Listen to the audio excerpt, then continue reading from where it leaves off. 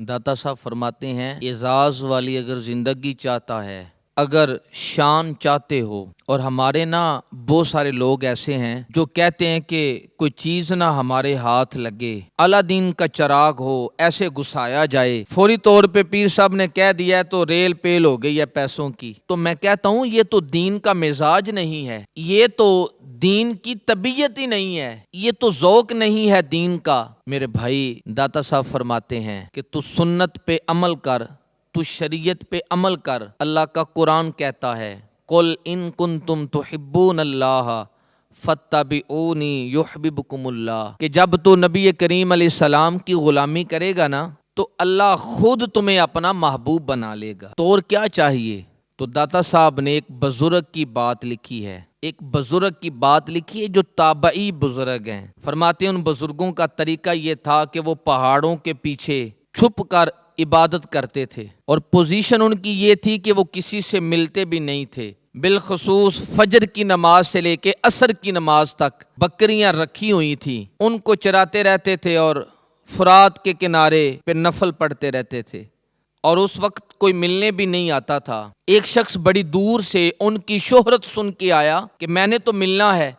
लोगों ने कहा वो इस वक्त मिलेंगे नहीं और नाराज हो जाएंगे आपसे। उस आने वाले ने कहा वो अल्लाह का बंदा है, नाराज वो भी जाएंगे तो इतना लंबा नाराज नहीं होगा, अल्लाह वाले जल्दी राजी हो जाते हैं। पहुंच गए उनके पास। अब बाबा जी नमाज पढ़ रहे हैं तो कहते हैं मैंने अजीब मंजर देखा कि बाबा जी फुरात के किनारे नमाज पढ़ रहे हैं और एक भेड़िया उनके बकरियों की हिफाजत कर रहा है। कहते मैं हैरान रह गया कि भेड़िया तो बकरियों को खा जाया करता है और यहाँ बकरियां चरा रहा है भेड़िया। कहते हैं जब मैं गया तो बाबा जी नवाफल में मशगूल थे।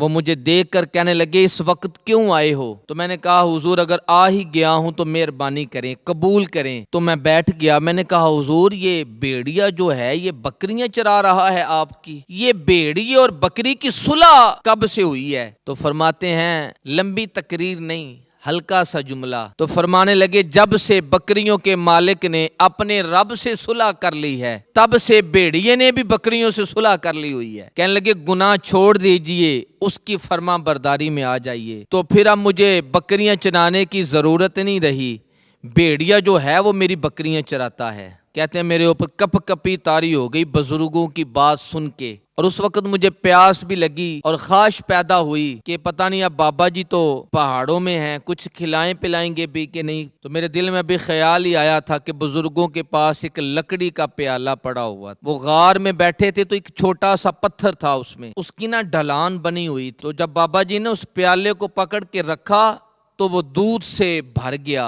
उन्होंने मुझे दिया तो इतना ठंडा और मीठा दूध कि मेरी तबीयत खुश हो गई। तो बाबा जी ने ना फिर प्याला उसी जगह रखा तो वो शहद से भर गया। 1000 साल पहले दाता साहब अपनी किताब कश्फुल माजूम में लिख रहे हैं। तो मैंने फौरन ये कहा कि हुजूर ये दूध तो गायें भैंसे दिया करती हैं, ये पहाड़ों से तो दूध नहीं निकला करता, और शहद तो शहद की मक्खियां देती हैं, पत्थरों से तो नहीं शहद निकला करता, तो ये आप कहां से निकाल रहे हैं? तो कहते हैं वो कुरान मजीद पढ़ने लगे कि वह इज़िस्तस्का मूसा लिकौमी ही, कि जब मूसा की कौम ने उनसे पानी मांगा, फरमाने लगे मूसा अलैहिस्सलाम की नाफरमान कौम उनसे पानी मांगे, हजरत मूसा वहां पे डंडा मारे तो मेरा रब वहां से 12 चश्मे जारी कर देता है। तो जो रब हजरत मूसा की नाफरमान कौम के लिए पहाड़ों से चश्मे निकाल सकता है तो वो मोहम्मद अरबी के गुलामों के लिए भी पत्थरों से शहद और दूध निकाल कर दे सकता है। वो बुजुर्ग कहने लगे बस बात ये है